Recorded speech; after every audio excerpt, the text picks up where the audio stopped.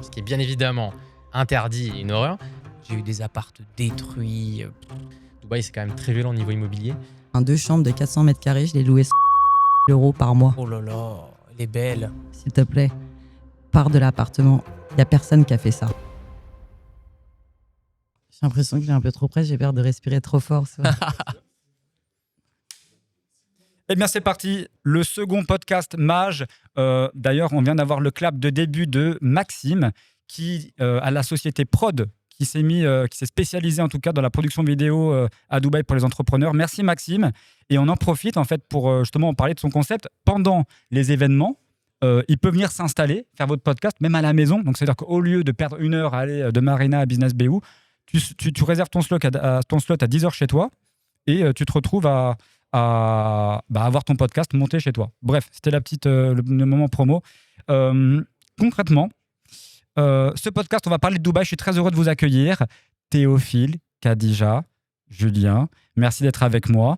Ce que je vous propose, pour certains d'entre vous, vous êtes déjà médiatisés, on vous connaît ou autre, vous êtes des références dans vos domaines, mais on se refait un petit truc, un exercice. Vous savez, on est dans un ascenseur. On a 30 secondes pour se présenter à quelqu'un. Donc, je vous propose de jouer à ce petit jeu. Julien, c'est à toi.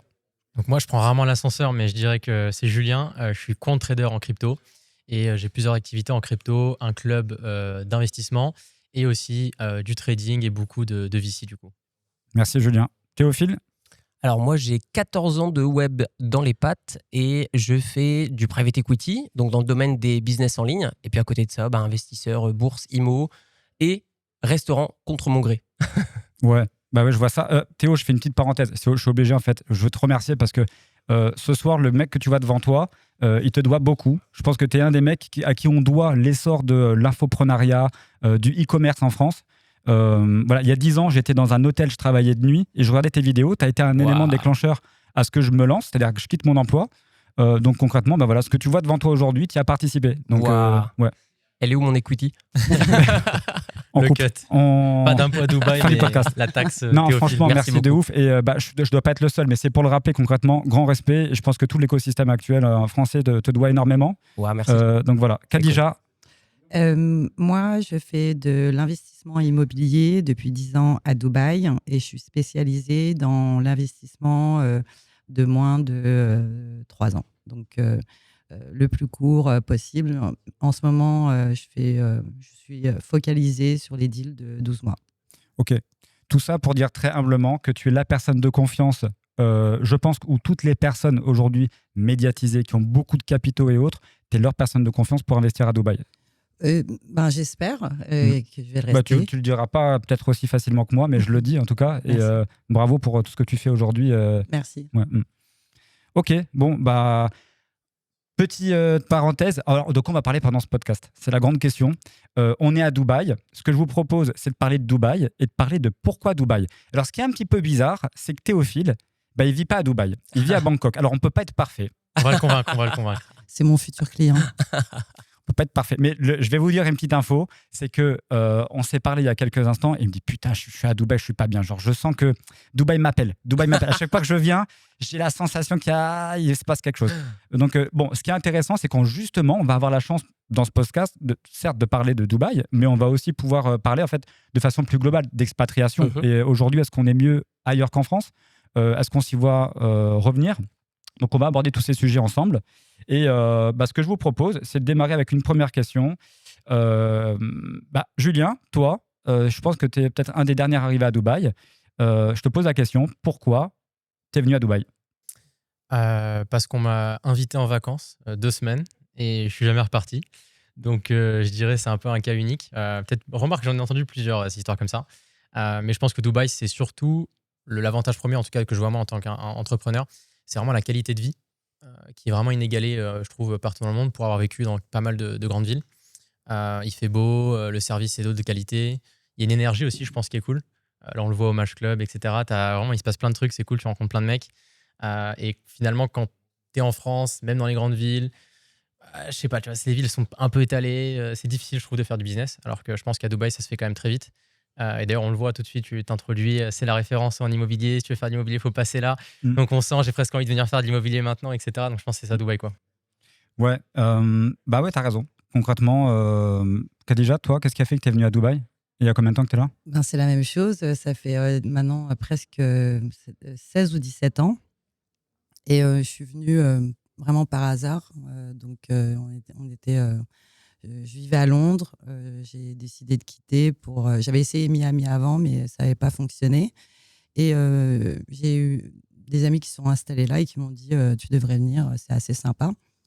Et puis, je suis venue et 16-17 ans plus tard, je suis encore là.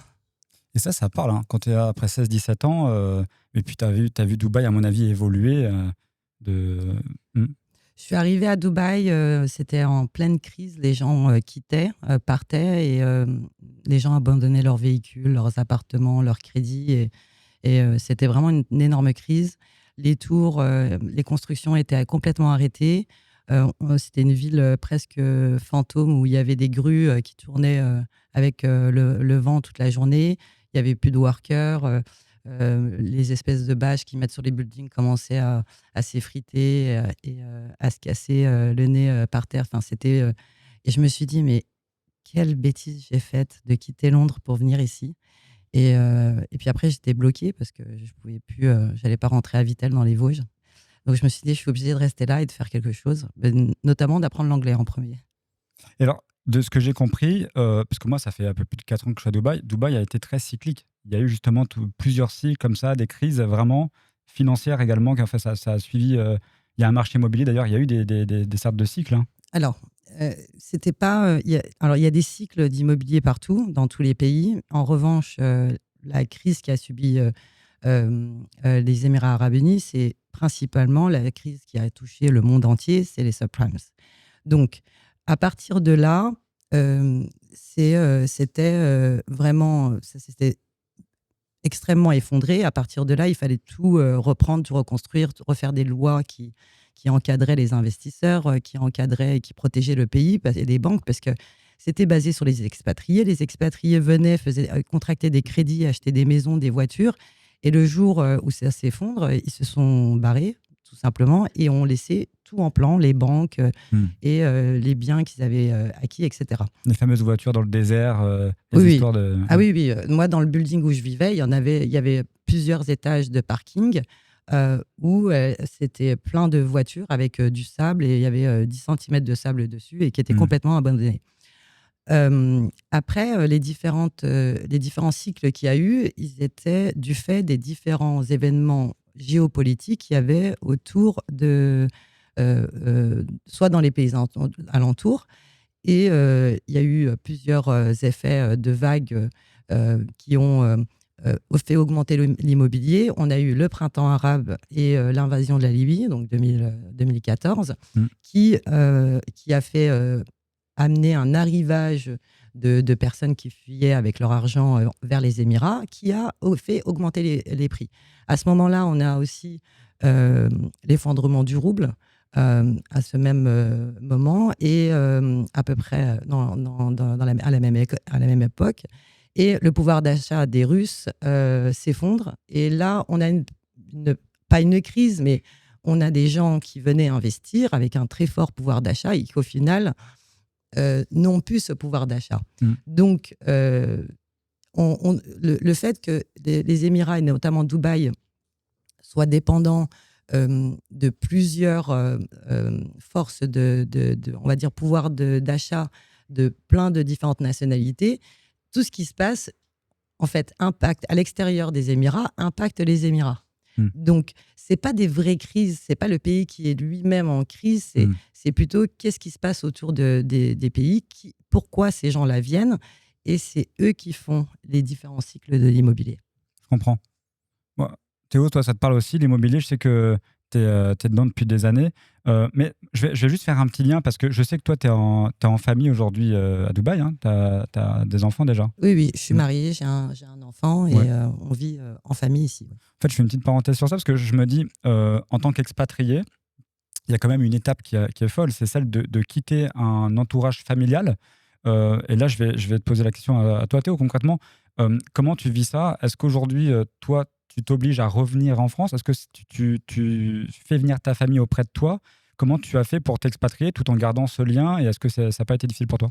Bah ouais, en effet, c'est un choix que tu dois faire où tu te demandes est-ce que je m'accomplis pleinement et puis j'utilise mon plein potentiel et puis je m'expatrie et puis je vais tout casser ou est-ce que je décide de rester dans un environnement qui n'est pas forcément celui qui est le plus propice à mon développement. Donc chaque situation est différente. La mienne est que bah, en ce moment, je fais voyager ma famille donc 2 fois par an Mm. et puis on se rejoint dans des destinations qui sont autres que la France pour aussi bah, qui passent un bon moment, qui découvrent d'autres pays, etc. Mais en effet, je dirais que le plus gros sacrifice pour moi, ça a été de ne pas forcément voir mon frère au début autant que je le voulais lorsqu'il était encore jeune. Donc, je dirais que c'est plutôt l'aspect pas voir grandir sa famille. Et quand il le revoit à chaque fois, tu te dis ah ouais, quand même, le temps passe vite, tu Mm. sais. Donc, ouais, c'est plutôt ce côté-là où tu dois le comprendre et l'accepter. Ouais. Toi, Julien? Moi, c'est pour revenir sur les parties immobilières. Je pense que moi, de mon point de vue, ce que je vois sur Dubaï, qu'on n'a pas en France, c'est qu'en fait, Dubaï, c'est une ville qui attire tellement de richesses et tellement de personnes qui quittent leur pays parce qu'il y a des problèmes de monnaie, etc., qu'en fait, ça attire énormément de leviers finalement à Dubaï. C'est-à-dire que moi, je vois beaucoup de copains qui jamais auraient fait des crédits, je sais pas, en France, où c'est très, je pourrais dire contrôlé, où c'est quand même, voilà, il y a des règles, on va dire, mais aussi, il y a des règles, mais je veux dire, c'est que ça attire beaucoup de leviers. Et donc, c'est une ville où il y a des hauts, il y a des bas. Et je pense que c'est ça aussi qui est intéressant à Dubaï, c'est qu'il y a beaucoup d'opportunités. Moi, j'ai beaucoup de copains qui regardent l'immobilier. Il y a souvent des opportunités, des personnes qui font défaut sur leur plan de paiement, etc. Et donc, je pense aussi pour ça que c'est une ville qui est intéressante, c'est qu'il y a des opportunités. Quand tu vois à Paris, le prix de l'immobilier qui monte, tu vois, steady tous les ans, Mm. tu te dis, bon, c'est plus compliqué quand tu es un investisseur jeune, quoi. Et après, sinon, moi, bon, j'ai toujours beaucoup voyagé. Donc, je trouve que justement, Dubaï, c'est plutôt pratique. Pas beaucoup de décalage horaire. En avion, tu es quand même pas loin de la France. Ouais. Et tu es assez central sur pas mal de trucs. Donc, bon, ça va, quoi. Il y a pas de pas tout, enfin je sais pas, parce que quand tu es dans d'autres pays, tu peux avoir des firewalls, etc. Dubaï quand même laisse quand même pas tout le passer. Donc je trouve ça assez confortable, quoi, par rapport à ça. Après, des gens qui ne paient pas leur plan de paiement, ça laisse l'opportunité à Khadija de mettre des coups de fusil, Ah ouais. de racheter moins cher. Ouais. Donc, Ah. ouais, les situations un peu de stress, c'est intéressant. Donc, en Stress, effet, ouais. la France, le marché est tellement volumineux qu'il n'y a pas trop de situations de stress, donc beaucoup moins d'opportunités aussi. Et donc, je pense que ça joue beaucoup. Donc, des investisseurs qui sont un peu plus dynamiques dans leur gestion, je pense que ça crée des belles opportunités. Mais en réalité, les distress deals, comme on les appelle ici, sont le plus souvent sur des petits tickets, euh, parce que les vrais coûts à faire sont sur les marchés niches, notamment l'ultra-luxe. Et les distress, là, en 10 ans, j'en ai fait qu'un seul dans le ultra-luxe, avec une villa de 30 millions d'euros. Et sinon, les vrais distress deals avec les super premium qu'on peut faire après, c'est super rare. Après, ça dépend de ce que les investisseurs recherchent. S'ils veulent faire 15, 20%, 30%. Mais ça, pour nous, c'est pas des vrais, on va dire, c'est pas les vrais coups de fusil comme on recherche. Donc, c'est les distress, ça peut être des faux amis, on va dire. Moi, de mon expérience à Bangkok, c'est plutôt des assets qui sont un peu stressés comme ça. C'est plus aux alentours de 1,5 million à 3 millions. D'euros. Ouais, de mon expérience perso que j'ai fait, mais en dessous de ça, j'ai pas cette expérience et au-dessus de ça, je l'ai pas non plus. Ici, c'est plutôt dans les plus petits, parce que je ne sais pas si vous avez remarqué, mais ces dernières années ici à Dubaï, on a eu tellement une vague. Moi, je parle des Français, hein, de Français qui ont investi ici, et il s'avère que c'est des Français qui ont des tickets d'acquisition qui sont entre 150 et 250 000. Et je prédis, et j'espère pas, hein, j'espère que je me trompe, mais quand dans 2-3 ans, quand ils vont devoir livrer, il va y avoir des promoteurs qui vont faire faillite dans des quartiers comme à GVC, parce que j'ai quand même souvent reçu des coups de fil avec toutes ces annonces de brokers qui annoncent commencer avec 25 000 euros et vous avez un plan de 3 ans et un post-handover de 10 ans, etc. Et déjà à ce stade-là, tu as des gens qui viennent de faire des acquisitions il y a on va dire moins d'un an, et qui sont déjà en distress, qui veulent revendre, qui veulent au moins récupérer la moitié de ce qu'ils ont mis, et qui sont dans des situations désespérées. Donc, ça, c'est les pires. Je pense qu'il va y avoir vraiment dans certains tickets de prix, peut-être dans 1 an, 2 ans même, il va y avoir des gros, peut-être des affaires à faire, parce que voir ça globalement, mais je pense presque un effondrement de certains certaines parties de certains quartiers à Dubaï. Donc, il faut être assez, on va dire, vigilant avec le type d'investissement dans les distress, surtout off-plan. Julien, t'as pensé acheter? T'as déjà acheté? À Dubaï, Ouais, non, c'est intéressant ce qui est mentionné là. Et d'ailleurs, moi, c'est ce qui m'intéresse pas mal. C'est qu'en crypto, il y a énormément de personnes qui viennent en crypto à Dubaï aussi pour faire l'immobilier, pour sécuriser des gains, etc. Il y a du levier assez facile. Donc, il y a souvent un peu des problèmes, comme mentionné, pour payer les payment plans, etc. Donc, je pense que ce qui est intéressant à Dubaï, c'est qu'ils ont réussi à faire que même l'immobilier, c'est un peu la reine, c'est un peu la fosse au lion. Il y a beaucoup de, je sais pas si on appelle ça des arnaques, mais il y a beaucoup de mauvais coups, il y a beaucoup de trucs. On voit toutes les ads où à chaque fois il y a des rendements où nous, du côté financier, moi, ça me fait toujours froid dans le dos quand je vois. Ça me fait tilter un truc là. Je te coupe un instant, mais j'arrive en taxi. Enfin, j'arrive ce soir et je vois sur un taxi une publicité d'un promoteur qui te met 10% garantie pendant 10 ans. 10% garantie pendant 10 ans. C'est marqué en gros sur le taxi. Et ça, il y en a partout deux, mais je pense que c'est parce que le marché va monter en maturité. Mais du coup, il y a un peu tous ces trucs-là. Et je pense que en fait, comme les gens se disent immobilier, c'est safe, je peux aller sur des trucs où j'ai un rendement garanti, je sais pas trop quoi, off-plan. Qu'est-ce que tu en penses aujourd'hui? Je vais vous dire les rendements garantis. Alors, je vais pas donner le nom du développeur parce que je fais partie d'une grosse agence, donc régulièrement, j'ai déjà fait des posts sur Instagram et tu as tous les directeurs de tous les promoteurs qui me follow et puis qu'après qui me tapent dessus. Comment c'est possible déjà qu'on puisse faire une telle publicité aujourd'hui? Déjà, leur prix, déjà avec quand tu es un promoteur, la marge que tu te fais, elle est énorme. C'est une des plus grosses marges. Donc, ils peuvent garder du capital après pour redistribuer, même quand le building ou quand le building est pas performant. Je comprends. Ok. Donc, ce qui s'est passé il y a quelques années, c'est qu'il y a des très très gros promoteurs assez connus, pas des semi-gouvernementaux, des gouvernementaux. On parle pas de cela, on parle de promoteurs privés qui ont bien entendu dit que acheter ce bien immobilier, vous allez avoir, on vous garantit et on vous paye 10% pendant 5 ans. D'accord. Et après, ils l'ont pas fait. Ils l'ont fait la première année. Et après, ils sont venus avec des histoires. Et puis après, souvent, il faut bien lire les SPA, les Sales Purchase Agreements, c'est quoi l'équivalent d'un compromis de vente? Non, c'est pas ça, c'est un contrat de vente. Et puis, en réalité, ils peuvent venir avec d'autres excuses. Il y a beaucoup de gens qui ont essayé d'amener ça devant les tribunaux, mais ça n'a pas fonctionné. Donc ils ont jamais eu ils ont acheté des biens avec des promoteurs qui ont promis. Donc moi, j'y crois jamais. Tout ce partez du principe que tout ce qui est garanti pendant tant de temps à tant de pourcentage, c'est du pipeau. Merci. Je n'ai vu c'est illégal personne. déjà. Mais ils le font. Mais c'est ça qui m'a étonné. Après, ce qu'ils font, en fait, ce qu'ils disent, c'est qu'ils disent, par exemple, pour en discuter avec pas mal parce que ça m'intéresse, en fait, ils disent notre track record des dernières années parce que l'immobilier est monté de temps. Donc, en fait, ils se basent sur les performances passées pour prédire les performances futures. Ce qui est bien évidemment interdit et une horreur. Mais néanmoins, ils sont assez convaincants et ils sont hyper agressifs. C'est pour ça que les gens, je pense qu'il faut qu'ils fassent attention. C'est incroyable. Surtout qu'en plus, on le voit, il y a énormément de maintenant de Français qui sont même pas à Dubaï et qui font l'immobilier via plein d'agences directement à Dubaï. Et je pense que c'est bien de le mentionner. Du coup, il y a beaucoup de promoteurs qui sont même parfois dans des situations où ça leur permet de relever de l'argent en faisant ça, pour émettre de la dette, etc. Et donc, à Dubaï, c'est quand même beaucoup là-dedans.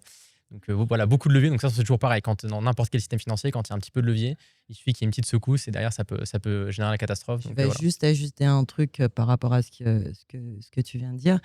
C'est lorsque vous voyez une annonce ou un broker, un promoteur qui dit un post-handover de 10 ans, déjà, posez-vous la question, pourquoi? Comment, sur un marché pareil aujourd'hui, il peut... comment il propose un paiement sur 10 ans. Ça veut dire que déjà, il galère à vendre ses biens. Donc, c'est pour attirer. Donc, aujourd'hui, les plus grands promoteurs, c'est du 70-30 sur les top et les prime locations. Donc, déjà, et sur le super luxe, c'est 50-50. Mais tout ce qui vient avec des post-handover de plusieurs années, si c'est 2 ans, c'est OK. Mais c'est quasiment ce qui se faisait avant. Mais 10 ans, même 5 ans, c'est vraiment pas à faire. Dis-moi, tu as déjà acheté à Dubaï, Théo? Non, j'ai failli passer à l'action, mais Avec Khadija? Non, pas encore, mais pourquoi pas. Ouais, ça serait une chance pour non, toi. c'est juste que je savais pas quoi en faire. J'ai Ok. bien aimé le bien immobilier, je trouvais ça super joli. Ouais. J'allais envoyer, puis après j'ai fait qu'est-ce que je vais en faire en fait. Donc non, je suis pas passé à l'action, mais Mais pas ça loin. serait, tu pourrais l'envisager en tout cas. Pourquoi De ce pas. que tu as Ouais. analysé aujourd'hui sur le marché, tout ça, toi. Ben, je pense justement que j'ai pas une assez bonne analyse du marché. Ok. Même si tu connais un véhicule d'investissement, est-ce que tu le maîtrises dans le secteur en question? Je ne sais pas. Donc non, je pense que je l'aurais pas fait de par cette méconnaissance. Je pense qu'il faut accepter parfois que tu comprends pas tout, donc juste pas le faire. Trop cool. Bon. Et toi, Maxime, t'as acheté locataire, propriétaire, double Machallah, propriétaire? tu mets les... Tu vas animer le podcast. Hein. Tous les podcasts, tu reviens à toutes les conférences. Parce que tu nous poses beaucoup de questions, mais d'ailleurs, tu nous dis pas. Eh bien, justement, j'ai acheté dans l'IMO. Ah, oui, exactement. bravo. C'est vrai. Avec alors, Khadija tu sais quoi ou pas? Non, j'aurais pu, parce que sincèrement, c'est confiance aveugle. Mais par contre, ce que je vous propose, c'est que je me fais coacher en direct par Khadija et elle me dit ce qu'elle en pense de mon investissement, si ça pue. Aïe. Hein, qu'est-ce que t'en penses? Non, mais il me semble de... que tu m'avais demandé quand même, tu avais déjà trouvé le produit et que tu... Je suis venu te demander. Oui, tu m'as demandé et je t'ai dit. Je suis le genre de mec qui vient aux infos, tu sais, qui va demander des infos et puis qui... Mais Non, tu l'avais pas dans ton, carnet d'adresse. Avant qu'on se rencontre, tu avais déjà le bien. Donc, c'est pardonné, c'est pas grave. Ouais. Non, mais c'est très juste. J'ai les messages, je t'ai demandé... Et j'ai eu ton aval? Oui, absolument. Okay. Et on en a un peu discuté tout à l'heure. Aujourd'hui, le marché a évolué et est enfin prêt pour les marchés depuis 2 ans. Aujourd'hui, on passe sur certains quartiers à un marché de marchands de biens, ce qui n'était pas le cas avant. Avant, c'était impossible. Tu avais une tour, tu avais 200 appartements. Tu avais un terrain à côté, d'acheter des appartements, de les retaper, de les remettre sur le marché. Les mecs, ils disaient non, il y a 50 appartements qui sont exactement le même, je préfère le payer moins cher et je le fais moi-même. Donc, c'était pas propice à faire ce genre d'opération pour faire du flip. Donc aujourd'hui, là où tu as fait l'acquisition de ton bien, c'est top, c'est une tour qui est extrêmement connu. Alors pour les auditeurs, je te coupe un instant, c'est juste que moi, je vais vous dire comment j'ai réfléchi. Je me suis dit, je mise sur des endroits, en tout cas, qui sont on va dire le cœur de Dubaï. Pour moi, il y en a 2, vraiment, c'est Downtown, Business Bay, Marina, voilà, où je me dis, il se passe quoi que ce soit, c'est des secteurs qui resteront toujours plus remplis. Et alors, le pari que j'ai fait, c'est que j'ai vu les tours les plus anciennes de Downtown. Je crois que c'est les premières qui ont été construites à Downtown. Ça s'appelle Executive Tower. Et en fait, j'ai vu autour plein de programmes de promoteurs de luxe, notamment à Business Bay qui se développe énormément. J'ai vu leur Ritz Residence, plein de groupes hôteliers qui investissent en ce moment. Et juste en face, j'ai l'immeuble Bugatti, Opus. Et donc, je me suis dit, il y a un prix au mètre carré autour qui est hyper haut. Et au milieu, tu as un immeuble qui est genre avec des prix au square feet qui sont ridicules. Et donc, j'ai misé sur ça en me disant, le quartier va évoluer et avec une rénovation intéressante, je peux avoir un truc cool. Donc, ça a été ma réflexion lorsque j'ai pris ce bien-là. Et voilà. Et en gros, c'est un produit aussi, alors je ne sais pas si voilà, mais j'ai joué sur la rareté. C'est-à-dire que moi, c'est un loft de 2 étages où tu as donc j'ai les tout vitré. Et j'avais analysé, je voyais soit des genres de loft avec une seule chambre, des trucs où, je sais pas, en locatif, le mec, il faut qu'il mette 3000 balles de loyer alors qu'il est tout seul. Ou alors, tu as effectivement des appartements de luxe, mais où tu tapes t'es à 5, 6, 10 millions. Et moi, mon truc, je l'ai acheté à 2,7, ça faisait 650 000. Et je me suis dit, concrètement, j'ai un produit qui est rare parce que je vais pouvoir, à mon avis, faire 2, 3 chambres, je vais les réagencer. Et je mise sur cette idée-là. Ne dis pas combien tu le revends, s'il te plaît. Tu veux le revendre? Ah ouais? Non. Pas maintenant. Ah oui? Non. Pourquoi? Il y a déjà une offre sur la table. Parce que... Non. Alors, moi, je pense que ta réflexion, elle est excellente. Ouais. C'est exactement comme ça que tous les investisseurs doivent réfléchir quand ils s'attaquent à ce type à ce type on va dire, de stratégie. Ce qu'il faut savoir, c'est qu'Executive Tower, c'était The Tower sur Downtown avec les lofts, des super duplex, etc. Donc, il y avait une vue incroyable, d'ailleurs, sur la Dubai Skyline, etc. Donc, c'est vraiment un produit top. Moi, je préfère que tu parles en pourcentage qu'en chiffres. Ok. Donc, sur les flips, tu peux facilement faire du 40, entre 35 et 40-45%. Mais il faut simplement voir à combien des transactions se sont faites dans le building sur les mêmes, sur les produits équivalents, pas forcément les mêmes. Mais en réalité, le problème que tu as peut-être rencontré, c'est qu'il y a les constructions. Ça va être du top. C'est vraiment... on a des super qualités de building qui se font en face, et Baccarat, etc., pas loin. Mais il y aura juste peut-être un ralentissement et un petit challenge avec les constructions autour et le trafic. Mais sinon, c'est un bon produit et je suis complètement sûr que tu vas réussir ton coup. Et je te le souhaite. Merci beaucoup. Et tu avais acheté pour placer de l'argent, pour yield, pour locatif, pour flip pour mettre un pied dans l'IMO, parce que je ne m'y connaissais pas, donc je me suis dit, c'est un moyen d'apprendre. Le projet de réno, tout ça, c'est au moins, tu sais, changer une ampoule, j'ai peur. Non, mais c'est vrai en plus de ça. Donc, en vrai, c'est mettre un pied dans ça et me forcer à apprendre et tout. Donc, et du coup, tu vis dedans ? Ouais, j'ai envie dedans dans 2 mois. Ok. Ouais. Parce qu'il y a une notice d'1 an quand tu récupères un appartement qui est loué. Donc, ici, Dubaï, c'est 1 an. Et donc, je me mets dedans et je compte faire les travaux dans la période où je vais quitter Dubaï. Souvent, je pars dans la période mai-octobre. Donc, je vais en profiter pour faire les travaux à ce moment-là et les réagencer. Toi, le réagencement, ça te parle ou pas ? Oh là là. Alors moi, j'ai fait beaucoup de choses dans l'immobilier dans plusieurs différentes, pays. dans plusieurs pays. J'ai investi en Hongrie, à Budapest, il y a très longtemps. Et je faisais des acquisitions de surface en à peu près de 150 square meters que je divisais en colocation, donc des 3, 4, 5 chambres.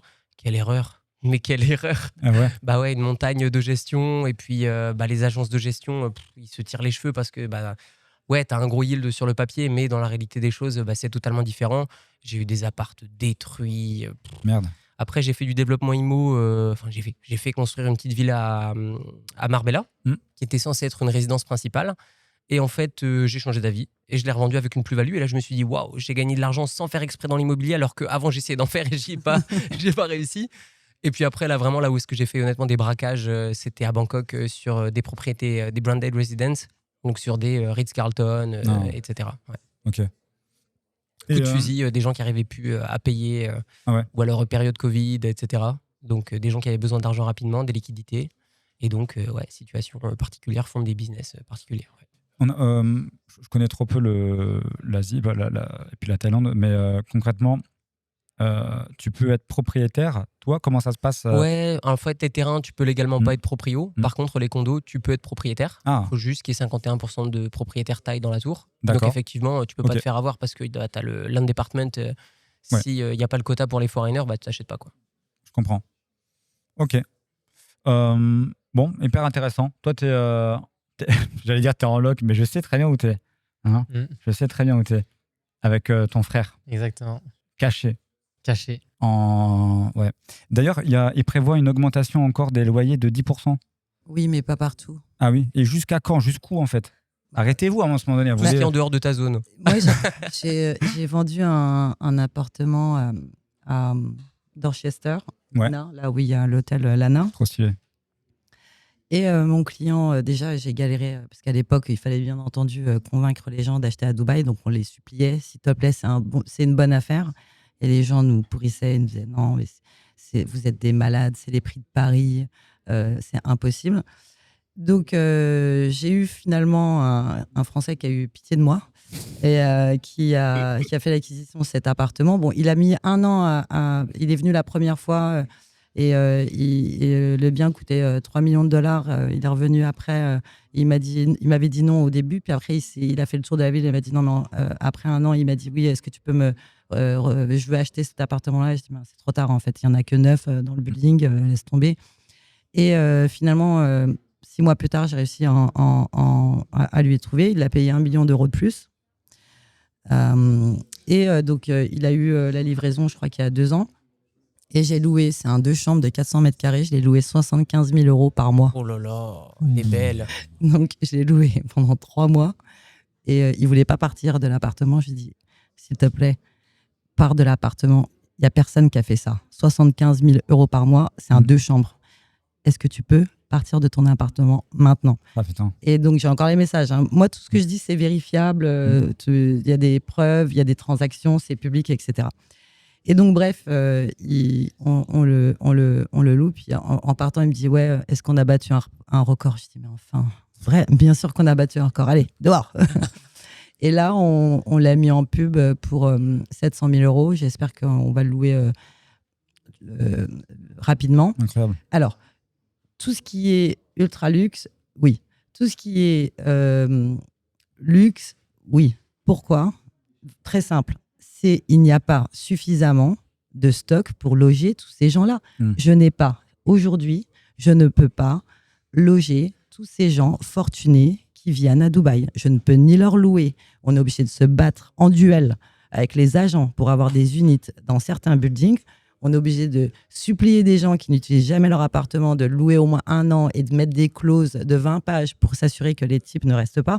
Enfin, donc, tous ces endroits, même si ce n'est pas super luxe, on a des buildings d'entrée de gamme qui sont très sympas, où on a comment on appelle ça, des facilities qui sont propres, si c'est bien entretenu, etc.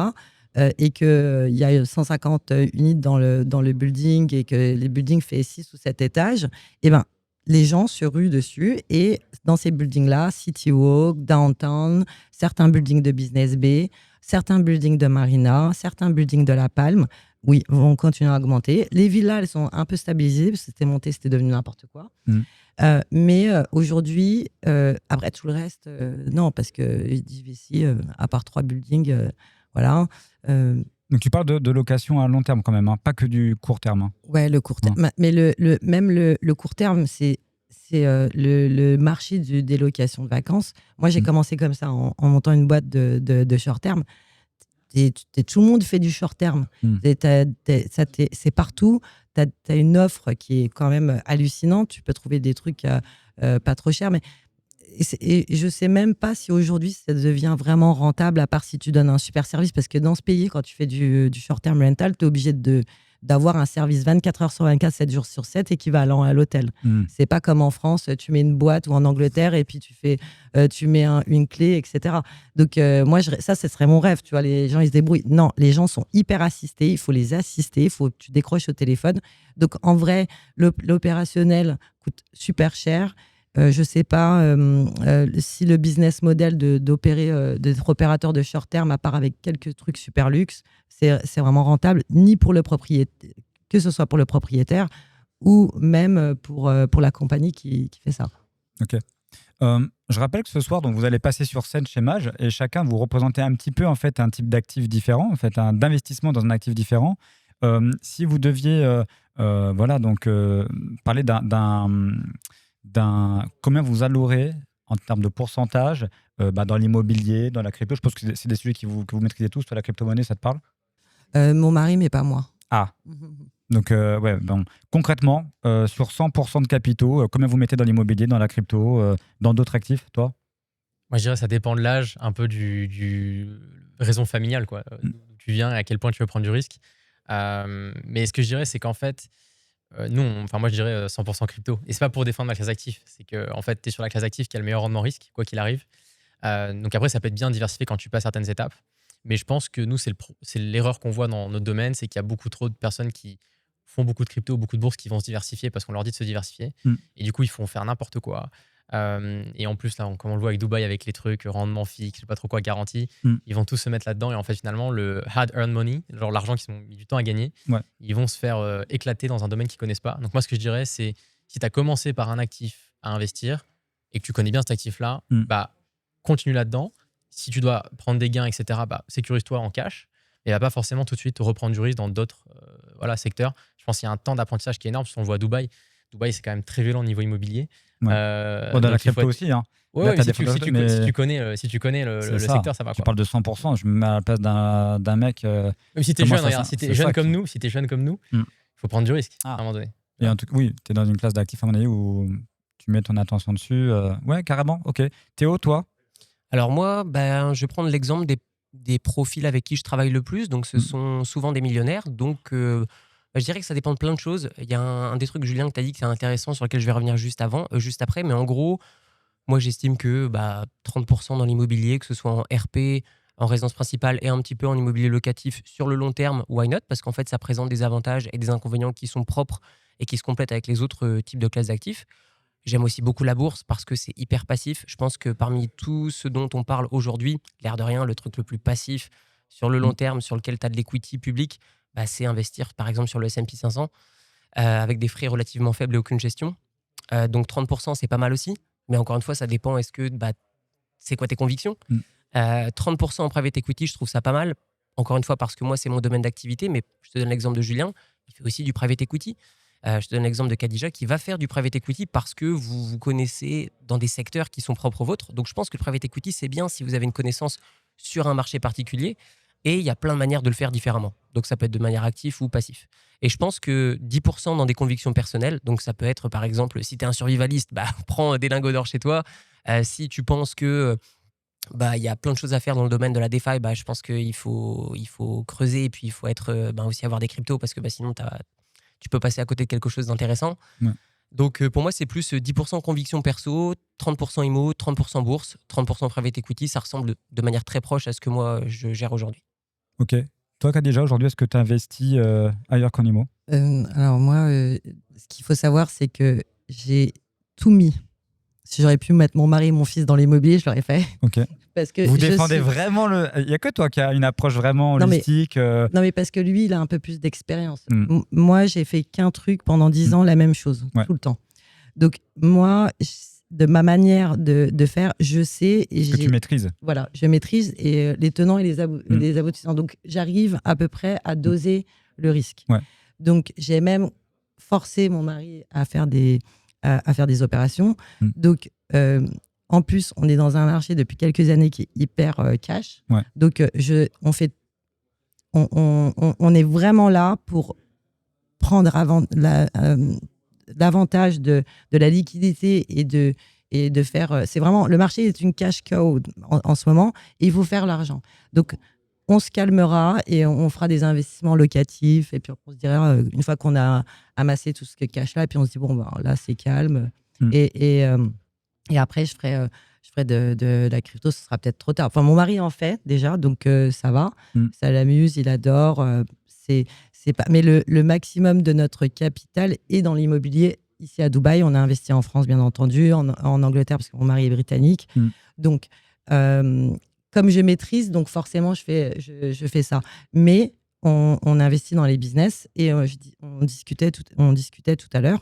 Et notre next step, donc là, on met en place notre fonds d'investissement. Le next step, c'est de faire l'acquisition de compagnies, de les remettre un petit peu dans notre style, mais tout dans l'immobilier, hein, dans notre style de business et à point à notre image et de la revendre et de faire du private equity. Ok. Bon, en tout cas, on rappellera une fois encore pour des personnes moins initiées autres que tout investissement comporte des risques. Évidemment, vous le voyez, ce sont des experts dans leur domaine, donc ils investissent en étant formés. On ne peut que vous inciter à vous former et on célèbre ce soir l'entrepreneuriat chez Maj à Dubaï et n'oublions pas que pour investir, beaucoup d'entre nous ont fait des bénéfices, ont travaillé dur, ont eu des idées et ont eu un surplus de capitaux qui leur a permis d'investir, d'avoir encore plus de profits. Et ça peut être avec l'investissement en soi, l'investissement premier qu'on peut vous conseiller, faire de l'argent pour mieux l'investir après, encore une fois, avec ces personnes autour de la table. C'était un vrai plaisir pour moi de vous accueillir ce soir. Je vous souhaite le meilleur pour votre passage sur scène. Je suis trop fier de vous avoir, en tout cas. Vous l'avez compris, je suis un fan de vous, en fait. Je suis un fan caché. Je ne sais pas comment on aurait pu parler 3 heures pour que je vous mette encore plus en avant et tout, parce que je vous kiffe trop. Merci. Mais gentil, merci, j'espère qu'on refera ça. Et je vous dis à très bientôt, quelle que soit l'heure à laquelle vous regardez ce podcast, le matin, le soir, l'après-midi, la nuit, peu importe. Je vous dis tout le meilleur et ciao, ciao, à bientôt. Merci Maxime. Merci Maxime. Woke up today, smile on my face, may not go my way, still got my face, so I'll be okay. I'll be okay, I'll be okay. Running our race, just at our pace, made some mistakes, but learned a few things, so I'll be okay.